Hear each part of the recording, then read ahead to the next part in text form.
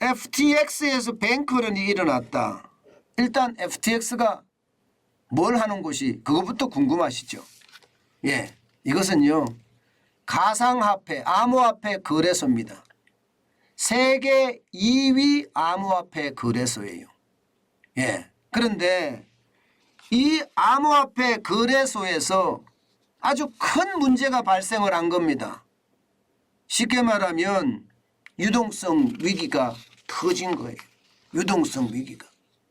회사에 돈이 없는 거예요. 그러면 어떻게 될까요? 회사에 돈이 없으면.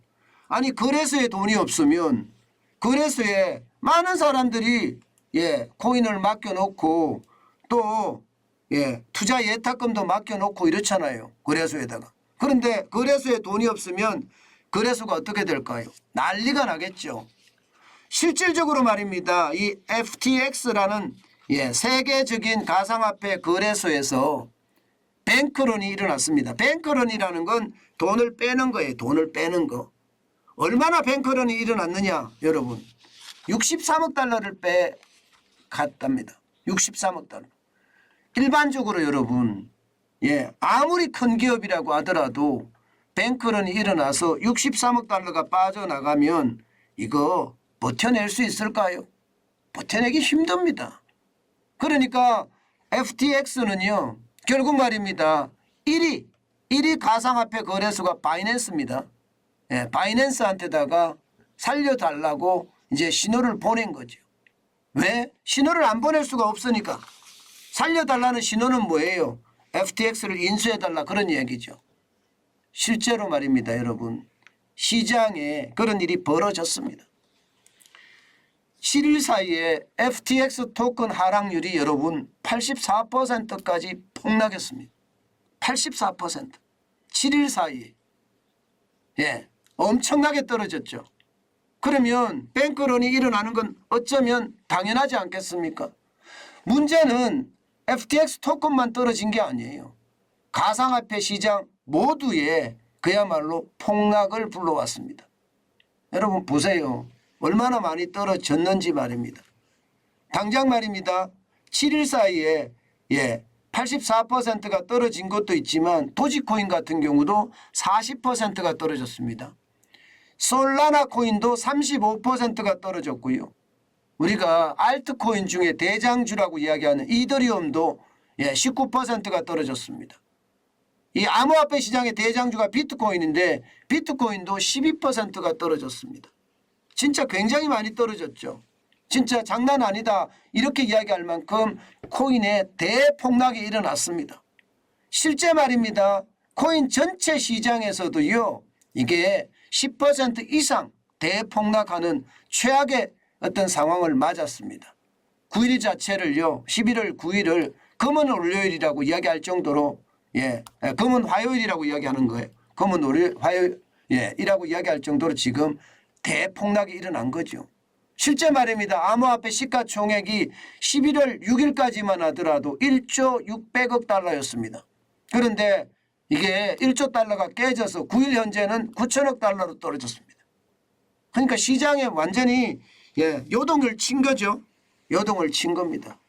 그만큼 시장에 어떤 미치는 영향이 지금 엄청나다 그렇게 이야기할 수가 있습니다.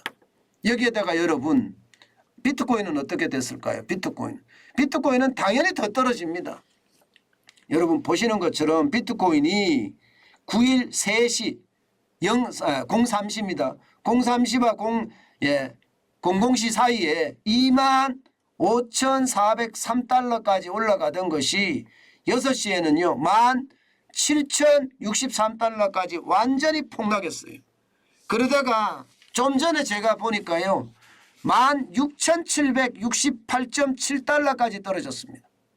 야, 이건 뭐 연중 최저치는 당연한 거고요.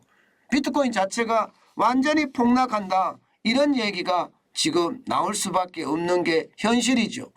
그야말로 곤두박질 쳤다. 이 말이 틀리는 말이 아닙니다. 곤두박질 쳤다 이 말이. 그 정도로 말입니다. 시장의 충격은 지금 어마어마하게 주고 있습니다. 여러분 저는 코인 시장을 그렇게 생각을 합니다. 이게 시장으로서의 기능이나 앞으로 어떤 이 발전에 대한 방향이나 충분히 있을 수 있다고 생각을 해요. 예, 있을 수 있다. 제가 코인 시장을 부인한 적은 단 한 번도 없고요. 부인할 생각도 없습니다. 예. 그런데 이 세계 제2위의 어떤 가상화폐 거래소가 무너지는 것을 보면서요. 옛날에 우리가 루나 사태 많이 겪었죠. 예. 루나 사태. 테라코인 말입니다. 예. 우리 권도형인가요? 우리나라에. 예. 루나 사태를 겪으면서 야, 코인이라는 게 진짜 하루아침에 쪽박을 차기에 아주 충분하구나. 자칫 잘못하면 큰 일이 벌어지겠구나. 그 생각을 여러 번 해왔었는데 루나 사태 때 제가 확인을 했었고요. 이번에 또 확인을 합니다. 비트코인이 2만 543달러가 17,000 지금은 16,768달러까지 폭락하는 것을 보면서 말입니다. 벼락거지가 되는 것은 시간 문제구나. 그렇기 때문에 암호화폐 시장에는요. 공부를 충분히 하고 시장에 들어가야 된다. 예, 그 말씀 다시 한번 드립니다. 이게 단순하게 공부해서는 안 됩니다. 여기는 제가 봐서는 그래요. 각종 루머와 각종 어떤 협잡이 난무하는 곳이 이 시장 아닌가 그런 생각도 들거든요. 게다가 말입니다. 앞으로 시장에 대한 전망도 저는 그렇게 좋다고 생각하지 않습니다. 그렇게 좋다고. 왜냐하면요. 이게 여러분도 알다시피 바이낸스는요. 자오창펑이라고 해서 캐나다 이민자입니다. 자오창펑이니까 중국 이름이죠. 중국 출신의 캐나다 이민자예요. 여기가 가상화폐 거래소 1등 거래소를 지금 쥐고 있거든요. 그런데 이번에 무너진 이윈자는 미국계 거래소입니다. 미국계 거래소고 이 미국계 거래소 창업자는요. 샘 뱅크만 프리드예요. 샘 뱅크만 프리드. 이 샘 뱅크만 프리드는요.